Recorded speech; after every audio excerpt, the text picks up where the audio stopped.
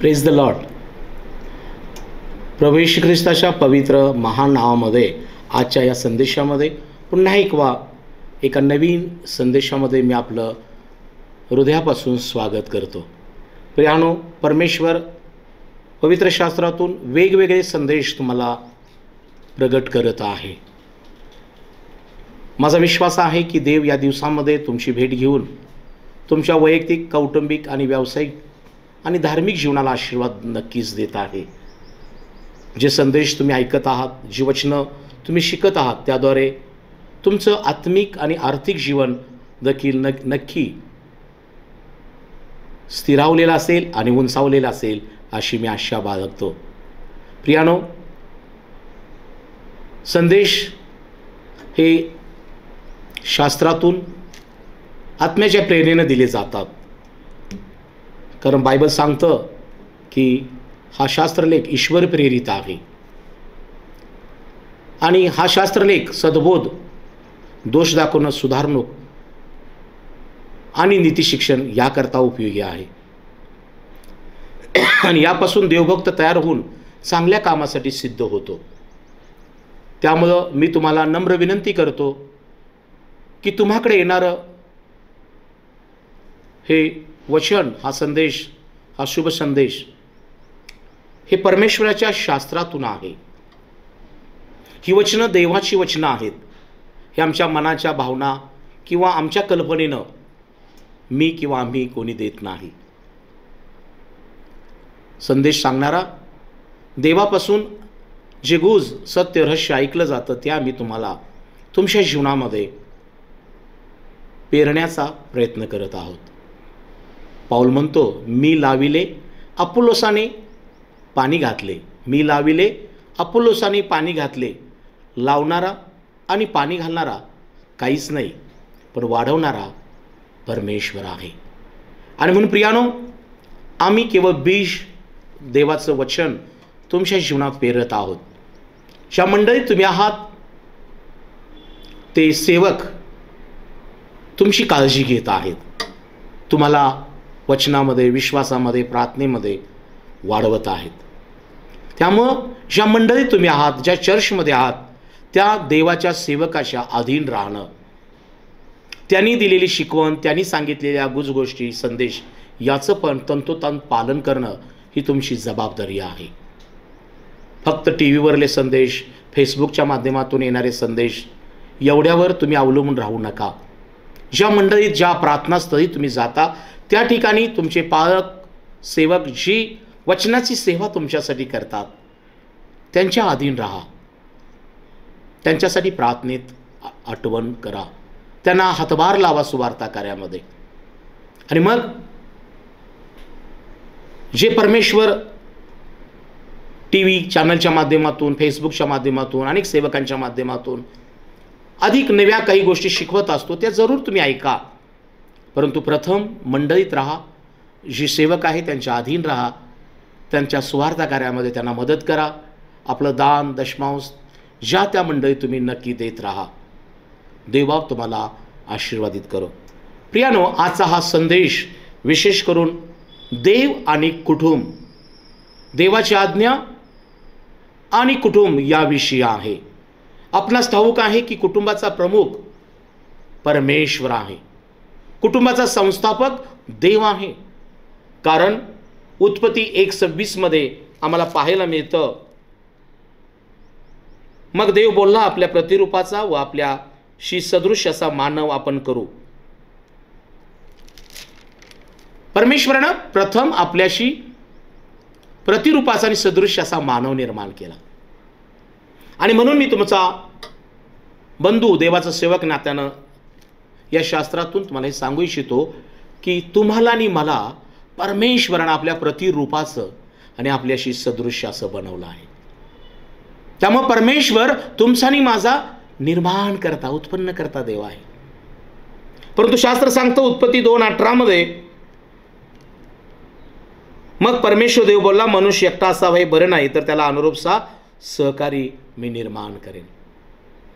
तुम्हाला आणि मला अनुरूपसा सहकारी म्हणजे जोडीदारीन, पत्नी ही देखील देवानं आम्हाला दिलेली आहे. आपण देवाचं प्रतिरूप आहोत, आपण देवाशी सदृश आहोत. परंतु देव एवढ्याबाबत समाधानी राहिला नाही. शास्त्र सांगतं उत्पत्ती 2:18 मध्ये परमेश्वर म्हणाला, मनुष्य एकटा असावा हे बरं नाही, तर मी त्याला अनुरूपसा सहकार निर्माण करेन. किती चांगली गोष्ट आहे की परमेश्वरानं एकाचे 2 केलेत. आदामाला त्यानं हवा ही सहकार्याने दिली. फक्त सहकार्याने दिली नाही, जेव्हा ती दिली तेव्हा आपल्याला पाहायला मिळतं 22व्या वचनात, परमेश्वर देवाने आदामाची फासरी काढून तिची स्त्री बनवली आणि तिला आदामाकडे आणले. तेव्हा आदाम म्हणाला, आता ही मात्र माझ्या हाडातल्या हाडाने मांसातले मांस, हिला नारी म्हणावे, कारण ही नरापासून बनवली आहे. आदामानं ती स्वीकारलं की होय, मला ही परमेश्वराने दिलेली नारी सहकारी नाही, हे माझ्या हाडातलं हाड, मांसातलं मांस आहे. किती आनंदाची गोष्ट आहे की आदामानं आपल्या पत्नीला आपल्या हाडातलं हाड, मांसातलं मांस आणि नारी म्हणून स्वीकारलं. आणि त्या दोघांचं मिळून, प्रियानो, बायबल सांगतं 24 वचन, यास्तव पुरुष आपल्या आईबापा सोडून आपल्या स्त्रीशी जोडून राहील, ती दोघे एक देह होतील. माझ्या प्रियानो, ते दोघं एक झालेत. परंतु प्रियानो, त्यांचा निर्माण करता, उत्पन्न करता हा परमेश्वर होता. त्यांचा कुटुंब प्रमुख, त्यांचा संस्थापक परमेश्वर होता. म्हणून आजचा संदेश ऐकताना मी तुम्हाला सांगू इच्छितो की तुम्ही परमेश्वराचं प्रतिरूप आहात, तुम्ही परमेश्वराची सदृश्य आहात. मी परमेश्वराचं प्रतिरूप आहे, मी परमेश्वराची सदृश्य आहे. म्हणून माझा निर्माण करता परमेश्वर, माझा उत्पन्न करता देव आहे. ज्या परमेश्वराने मला पत्नी सहकार्याने दिली, नारी दिली, ती माझी सहकारीण आहे. आणि आम्हा दोघांना परमेश्वराने एक बनवलं, तुम्हा दोघांना परमेश्वराने एक बनवलं, तुमचा परिवार परमेश्वर बनवला. आणि तो परमेश्वर आता तुमच्या परिवाराचा संस्थापक, कुटुंब प्रमुख आहे. याचा विसर आम्हाला पडता कामा नये. परमेश्वर फक्त काही कुटुंब बनवून शांत राहिला. उत्पत्ती 1:28 मध्ये आम्हाला पाहायला मिळतं, देवाने 27 मध्ये देवाने आपल्या प्रतिरूपाचा मनुष्य निर्माण केला, देवाचे प्रतिरूप असा तो निर्माण केला, नर व नारी अशी ती निर्माण केली. देवाने त्यास आशीर्वाद दिला. पहा, पहिल्या कुटुंबाला देवाने आशीर्वाद दिला. देव त्यास म्हणाला, फलद्रूप व्हा, बहुगुणित व्हा, पृथ्वी व्यापून टाका, ती सत्तेत आणा, समुद्रातील मत्स्य, आकाशातील पक्षी व पृथ्वी संचार करणारे सर्व प्राणी मात्र यावर सत्ता करा. देवानं आशीर्वाद दिला, अधिकार दिला, अनुग्रह केला, अभिषेक केला. Praise the Lord. प्रिय बंधू आणि बहिणीनो, कुटुंबानो, माता पितानो, आई वडिलांनो, परमेश्वरानं तुम्हाला आशीर्वाद दिलेला आहे, अधिकार दिलेला आहे, अनुग्रह दिलेला आहे. परंतु परमेश्वर तुम्हाला सोडलेलं नाही. त्याची दृष्टी तुम्हाकडे आहे. तुम्हाला दिलेला अधिकार, तुम्हाला दिलेला आशीर्वाद, तुम्हाला दिलेला अनुग्रह, अभिषेक तुम्ही आणि मी कसं वापरतो हे देव पाहतो. हॅलो, पुष्कळदा लोकांना वाटतं, मुलांना वाटतं, मला आता बापानं गाडी दिली, आता कशी पण पळवली तर चालते. बापानं गाडी दिली, पण शासनानं नियम दिलेत ना. जेव्हा मी आई वडिलांपासून प्राप्त झालेलं ते वाहन आणि शासनाचे नियम दोन्ही व्यवस्थित आम्ही त्यांच्या अधीन राहून पाळू, तर गाडी पण सुरक्षित आणि आम्ही पण सुरक्षित राहू. अन्यथा अपघात याने आपला घात होईल. म्हणून मी तरुणींना सांगू इच्छितो, तुम्हाला जी काही प्राप्त झालेली वस्तू असेल, वास्तू असेल, पत्नी असेल, पती असेल, हे परमेश्वरापासून आहे. तुमच्या आई वडिलांनी तुम्हाला दिलेलं आहे. याचा विसर आम्हाला पडता कामा नये. बरेचदा देणाऱ्याला आम्ही विसरतो. मग तो आई वडील असेल, देव असेल, मोठा भाऊ असेल, बहीण असेल, पालक असतील, अनेक लोकांना मदत करतात.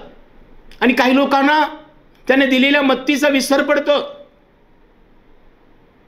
आणि मग त्याला प्राप्त झालेल्या त्या वस्तू किंवा ती वास्तू किंवा त्या गोष्टी त्याचा ते गैरवापर करतात आणि मग ते टिकून राहत नाही. आज मी देवाचा सेवक तुम्हाला सांगत आहे, परमेश्वरानं पहिला मनुष्य आपल्या प्रतिरूपाचा सदृश्य बनवला.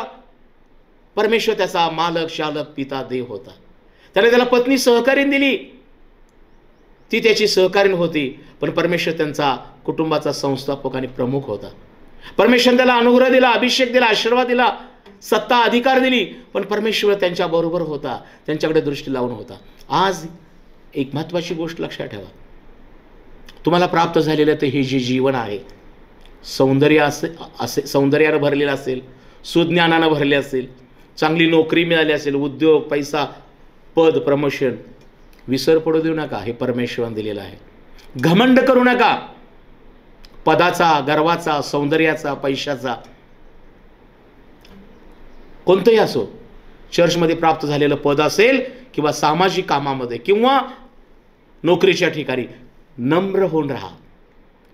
जेव्हा त्या प्राप्त झालेल्या पदाचा समाजाच्या कामासाठी, मंडळीच्या कामासाठी, देवाच्या कामासाठी, कुटुंबासाठी, गरिबांसाठी, अनाथ पोरक्या, विधवांसाठी तुम्हाला प्राप्त झालेलं पद, तुम्हाला प्राप्त झालेलं ज्ञान, तुम्हाला प्राप्त झालेलं दैवी ज्ञान, सामर्थ्य आणि परमेश्वराने दिलेली तुम्हाला जी दान आहे त्याचा उपयोग तुम्ही नम्रतेने आत्म्याच्या स्वाधीन राहून मंडळीच्या वाढीसाठी, समाजाच्या हितासाठी, कुटुंबासाठी, इतरांसाठी, देशाच्या हितासाठी करू लागता, तेव्हा परमेश्वर तुमचं आयुष्य वाढवतो, तुमचं पद वाढवतो, तुमचं ज्ञान वाढवतो. परंतु आज आम्हाला पाहायला मिळतं, जे स्वतःला उंच करतात ना ते पाडले जातात. या कुटुंबाचं पतन होण्याला कारण एकच, की देव त्यांचा पुरवठा करणारा, देव त्यांचा संस्थापक, देव त्यांचा परमेश्वर, निर्माण करता यांचा त्याला विसर पडला. देवाने दिलेली आज्ञा, देवाने दिलेला आशीर्वाद, त्याच्या अधीन ते राहिले नाहीत. देवाने त्यांना आशीर्वाद दिला होता, पण देवाने त्यांना एक आज्ञा दिली होती 2:16 तेव्हा परमेश्वर देवाने आदामाला अशी आज्ञा दिली की बागेतील वाटेल त्या झाडाचे फळ यथेच्छ खा, पण बऱ्या वाईटाचे ज्ञान करून देणाऱ्या झाडाचे फळ खाऊ नको, कारण ज्या दिवशी त्याचे फळ तू खाशील त्या दिवशी तू खास मरशील. ही फक्त गोष्ट आदामाला नाही, हव्वेला पण सांगितली होती. काही लोक म्हणतात ही आज्ञा फक्त देवाने आदामाला दिली होती. आज मी त्यांना सांगू इच्छितो, आदाम आणि हव्वा या दोघांनाही दिली होती. तुम्ही म्हणाल कसं काय? उत्पत्तीचं पुस्तक 3 अध्याय. परमेश्वर देवाने उत्पन्न केल्या सर्व वंचरात 1 पासून, उत्पत्तीचं पुस्तक 3 अध्याय 1 पासून, परमेश्वर देवाने उत्पन्न केल्या सर्व वंचरात सर्प फार धूर्त होता. तो स्त्रीला म्हणाला, तुम्ही बागेतल्या कोणत्याही झाडाचे फळ खाऊ नये असे देवाने तुम्हाला सांगितले, हे खरे काय? स्त्रीने सर्पास म्हटले, कुणी? स्त्रीने सर्पास म्हटले, बागेतल्या झाडांची फळे खाण्याची आम्हास मोकळीक आहे, पण बागेच्या मध्यभागी असल्या झाडाच्या फळाविषयी देवाने सांगितले ते खाऊ नका, त्याला स्पर्शही करू नका, कराल तर मराल. पहा प्रियानो, बरेचदा लोकांना वाटतं फक्त आज्ञा पुरुषाला दिली होती, मग स्त्रीला हे कसं समजलं? स्त्री स्पष्ट सांगते ना, जेव्हा सैतान सर्पदूतानं रूपाने तिच्याकडे आला, झाडे कुठल्याही झाडाचं फळ खा म्हणून सांगितलेलं आहे, मात्र मधल्या झाडाचं खाऊ नको. म्हणजे हे गुपित रहस्य, हे देवाची आज्ञा तिलाही ठाऊक होती. माझ्या प्रियानो, बायबल सांगतं स्त्री हे नाजूक पात्र आहे. स्त्री भुलून अपराधात पडते. माझ्या बहिणीनो, आज ज्या कुटुंबात तुम्ही राहत आहात, बायबल सांगतं सद्गुणी स्त्री कुणाला प्राप्त होते? तिचं मोल मोठ्याहून अधिक आहे. स्त्री घर बांधणारी आहे, परंतु बरेचदा ती घर पाडणारी पण बनते. माझ्या प्रियानं स्तोत्र 31 शलोमोन राजा म्हणतो, तिच्या हातचं श्रमाचं फळ तिला लाभू द्या. कोणती स्त्री? जी पहाटे सुटते, आपल्या हाताने चरखा धरते, आपल्या कुटुंबाकरता तिला बर्फाचं भय वाटत नाही, ती व्यापार करते, कुटुंबाच्या आचार विचाराकडे लक्ष देते, अशी स्त्री देवाला हवी आहे. माझ्या बहिणीनो, ज्या कुटुंबात परमेश्वराने तुम्हाला पती दिलेले आहे, लेकरं दिलेले आहेत, एक चांगला उद्योग नोकरी असेल, त्या कुटुंबाकडं तुमचं, त्या परिवाराकडे लक्ष आहे का? आपल्या पतीच्या अधीन राहणं, आपल्या मुलाबाळांच्या आचारा विचाराकडे लक्ष देणं, मंडळीच्या कामकाजात भाग घेणं फार महत्त्वाचं आहे. येशू ख्रिस्त जेव्हा सेवा करत होता, पुष्कळ स्त्रिया येशूच्या बाजूने काम करत होत्या. योहाना, सुसन्ना स्वतःच्या पैशा अडक्यानं प्रभूची सेवा करत होत्या. आज मी देवाचा सेवक तुम्हाला सांगू इच्छितो, स्त्रियानो, सैतान घर पाडणारा आहे, पण देव घर बांधणारा आहे. आज अनेक स्त्रिया फसल्या जात आहेत, चुकीच्या भूलथापांना, पापाला, मोहाला बळी पडत आहेत. आणि विवाह होऊन पण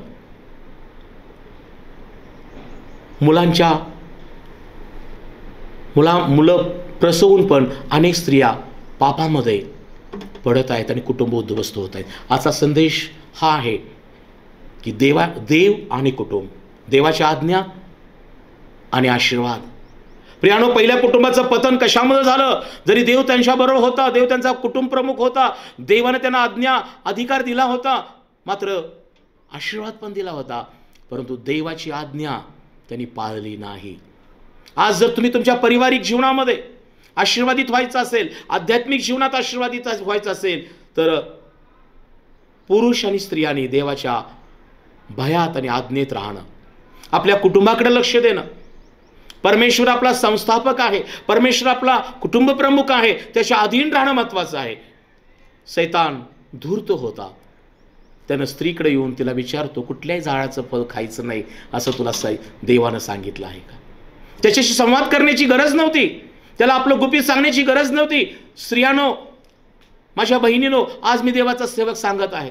अनेक चुकीचे परपुरुष, अनेक चुकीचे लोक, अनेक चुकीचे नातेवाईक तुमच्या घरामध्ये हळूच येऊन तुमच्या घरातल्या गुपित गोष्टी तुमच्याकडून काढून घेतील. सावध राहा, देवाच्या अधीन आणि आपल्या पतीच्या अधीन राहा. पाऊलाचं इपिस्कराच्या पत्रामध्ये देवाचं वचन काय सांगतं? पाऊल इपिस्कराच्या पत्रामध्ये मंडळीला लिहिताना तो म्हणतो, इपिस्करास पत्र आणि 5वा अध्याय, ख्रिस्ती कुटुंबाचा जीवन कर्म. बायकानो, तुम्ही जशा प्रभूच्या अधीन तशा आपापल्या नवऱ्याच्या अधीन असा. कारण जसा ख्रिस्त मंडळीचे मस्तक आहे, तसा नवरा बायकोचे मस्तक आहे. तसेच ख्रिस्त हा शरीराचा तारणारा आहे. जशी मंडळी ख्रिस्ताच्या अधीन आहे, तसे बायकांनीही सर्व गोष्टीत आपापल्या नवऱ्याच्या अधीन असावे. नवऱ्यानो, जशी ख्रिस्ताने मंडळीवर प्रीती केली आणि स्वतःचे तिच्याकरसाठी अर्पण केले, तसे तुम्हीही आपापल्या बायकोवर प्रीती करा, यासाठी की तिला त्याने वचनरूपी जलस्नानाने शुद्ध करून पवित्र करावे आणि तिला गौरवयुक्त मंडळाच्या आपणास सादर करावी. म्हणजे तिला डाग, सुरकुती किंवा अशासारखे काही नसून ती पवित्र व निर्दोष असावी. त्याचप्रमाणे नवऱ्याने आपापल्या बायकोला आपले शरीर असे मानून तिच्यावर प्रीती करावी. जो आपल्या बायकोवर प्रीती करतो तो स्वतःवर प्रीती करतो. कोणी कधी आपल्या देहाचा द्वेष करत नाही, तर तो त्याचे पालन पोषण करतो. तसेच ख्रिस्तही मंडळीचे करतो, कारण आपण त्याच्या शरीराचे अवयव आहोत. Praise the Lord. हवाला ठाऊक होतं की मी आदामाच्या बरकडीपासून माझी निर्मिती आहे.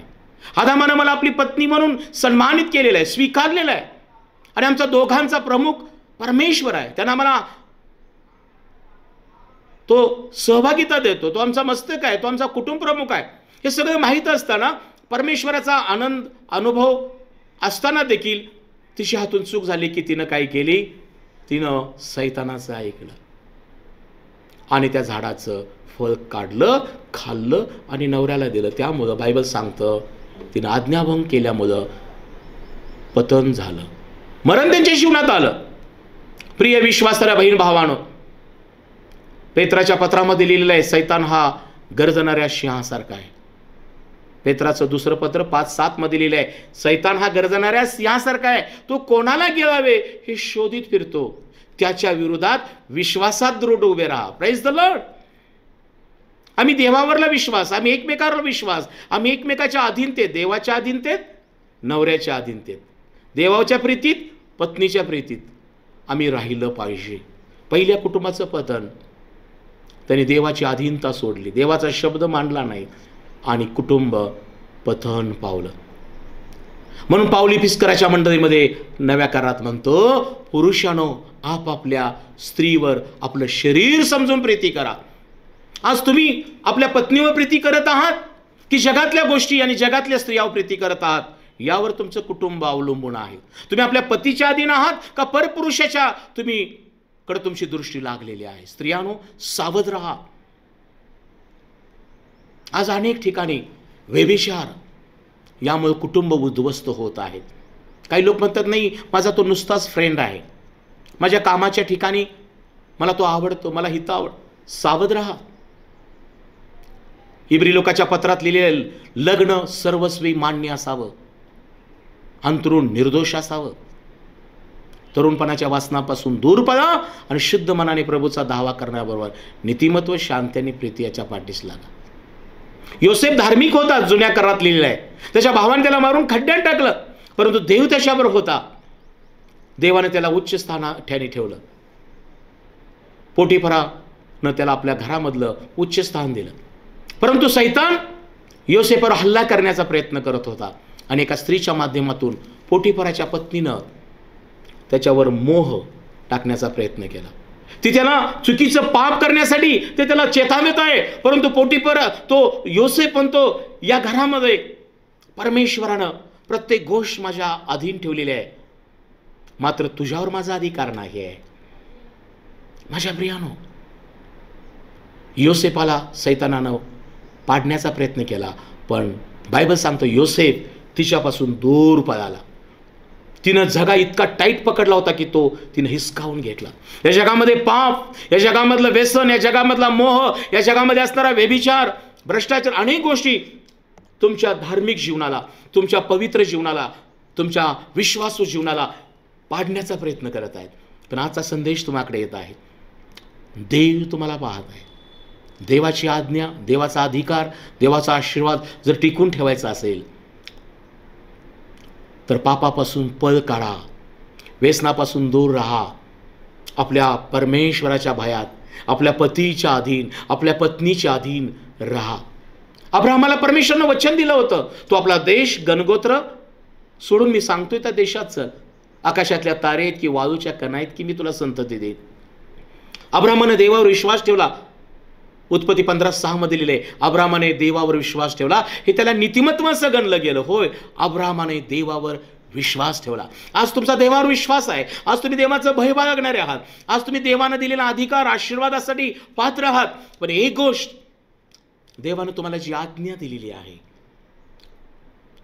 यापुढे पाप करू नका. प्रभू येशूने त्या व्यभिचारी स्त्रीला क्षमा केली आणि सांगितलं, यापुढे पाप करू नको. प्रभू येशू ख्रिस्त 38 वर्ष दुखणे करायला बरं केलं, मंदिरात गाठलं, सांगितलं तो आता बरा झालायस, यापुढे पाप करू नको. करशील तर तुझं पूर्वीपेक्षा वाईट होईल. आज हा संदेश ऐकणाऱ्या विश्वासणाऱ्या बहीण भावांनो, ज्या प्रभू येशू ख्रिस्तानं तुमच्या पापांची रास झाकलेली आहे, तुम्हाला या जगाच्या घाणीतून, दलदलीतून बाहेर काढलेले आहे, पुन्हा त्या जुन्या गोष्टी करण्यासाठी, पुन्हा ते जुनं पाप, जुन्या चालीरीतीकडे वळू नका. आज येतो परमेश्वर तुमचा निर्माण करता, तुमच्या कुटुंबाचा मालक शालक, तुमच्या कुटुंबाचा तो संस्थापक आहे. सैतान धूर्त आहे, तो लबाड आहे, लबाडाचा बाप आहे. आज्ञाभंग करण्यास, पाप करण्यास, व्यसन करण्यास, कुसंगत करण्यास तो नेहमी तुमची वाट पाहत असतो. कुणाला गिळावं शोधत फिरतो. अब्राहमाने देवावर विश्वास ठेवला. देवाचं अभिवचन होतं, तुला आकाशातल्या तारीत की वाळूच्या कणात की मी संतती देईन, सारेपासून देईल. परिणाम काय झाला प्रियानो? जसं आदामानं हवेचं ऐकलं, हवेनं फळ काढलं आणि आदामाला खायला दिलं. दोघांनी खाल्लं, नग्न झालेत, देवापासून लपलेत, देवापासून दूर गेले. हीच परिस्थिती अब्राम आणि सारेच्या जीवनात आली. परमेश्वरानं अब्राहमाला आशीर्वादित करण्याचं वचन दिलं होतं. बायबल सांगतं, उत्पत्तीचं पुस्तक की 12वा अध्याय 1 वचन, परमेश्वराने अब्राहमाला सांगितले, तू आपला देश, आपले गणगोत्र, आपले पितृगृह सोडून मी दाखवीन त्या देशात जा. मी तुझपासून मोठे राष्ट्र निर्माण करीन, तुझे मी कल्याण करीन, तुझे नाव मोठे करीन, तू कल्याणमुलक हो. तुझे जे अमिष चिंतेतील त्यांचे अमिष्ट मी करीन, तुझे जे अनिष्ट चिंते त्यांचे मी अनिष्ट करीन, तुझ्याद्वारे पृथ्वीतील सर्व मानव कल्याण पावतील. तेव्हा अब्राहमाला अभिवचनाने आशीर्वाद दिला. बायबल सांगतं 15:6 मध्ये, अब्राहमाने परमेश्वर विश्वास ठेवला आणि अब्राहमाचा हा विश्वास परमेश्वर नीतिमत्वाचा गणला गेला. पण लगेच एक प्रॉब्लेम झाला. उत्पत्ती 16 मध्ये, अब्राहमाची बायको साराईपासून तिला काही मुलगा झाला नाही.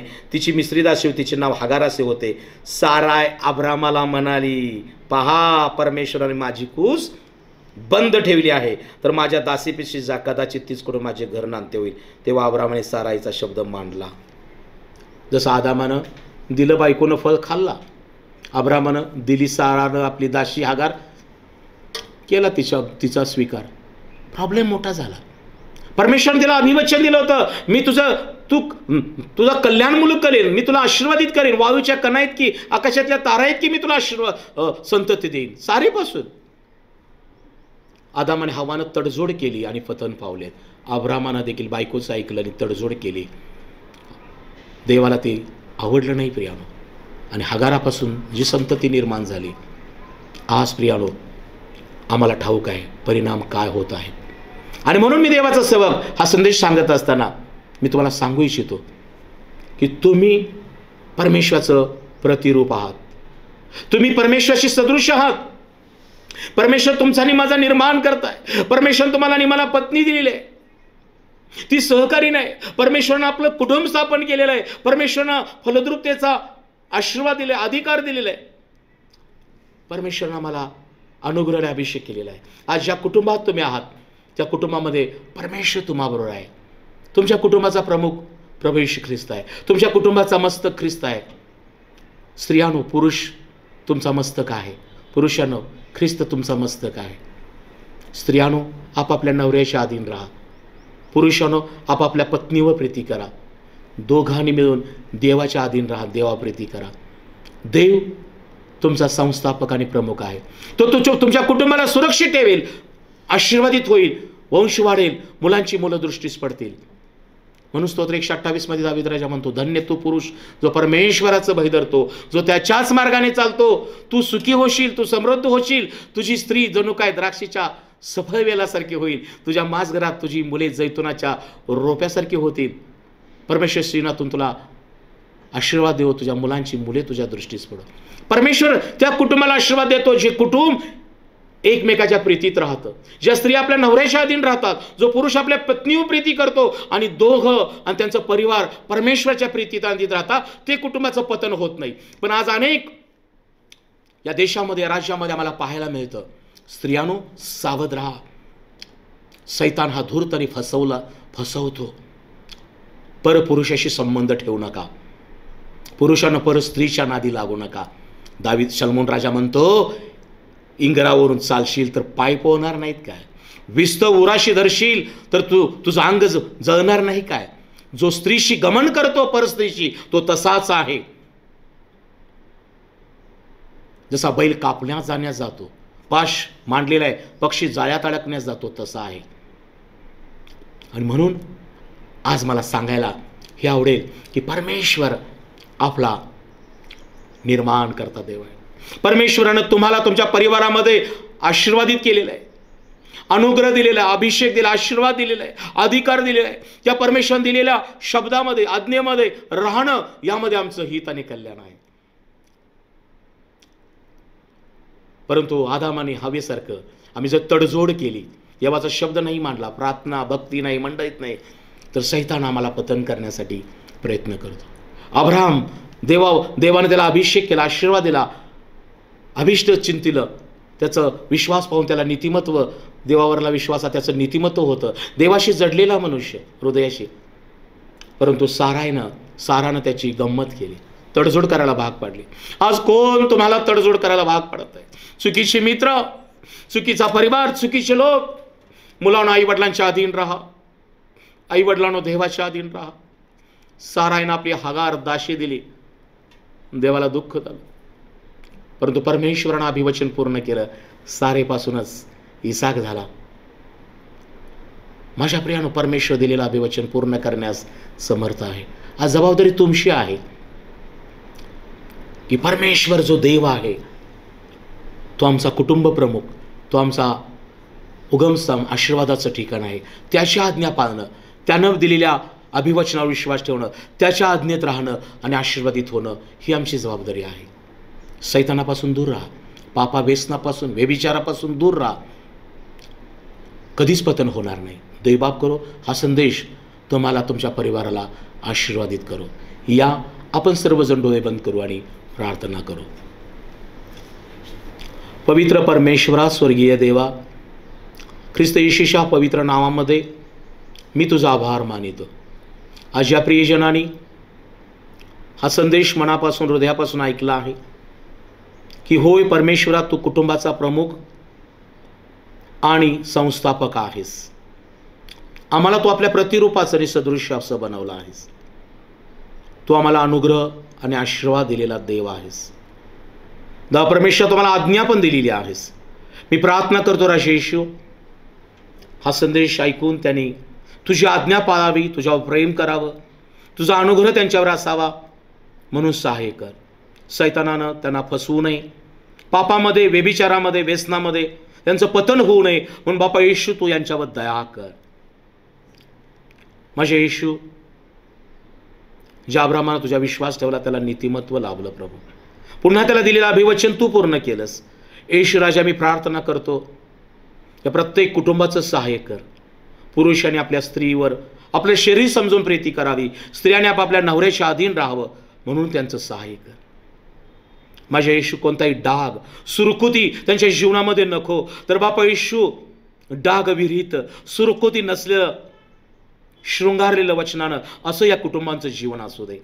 आणि बापा येशू, या प्रत्येक कुटुंबाला पुन्हा एक परमेश्वरा आशीर्वादानं आणि अभिवचनानं तू भर माझ्या देव बापा. आणि प्रभू येशू, तुझी स्तुती, तुझं गौरव त्यांच्या घरामध्ये होऊ दे. येशूच्या नावाने मागतो, आमेन. देवबाप तुम्हा सर्व परिवारांना आशीर्वादित करो. Praise the Lord.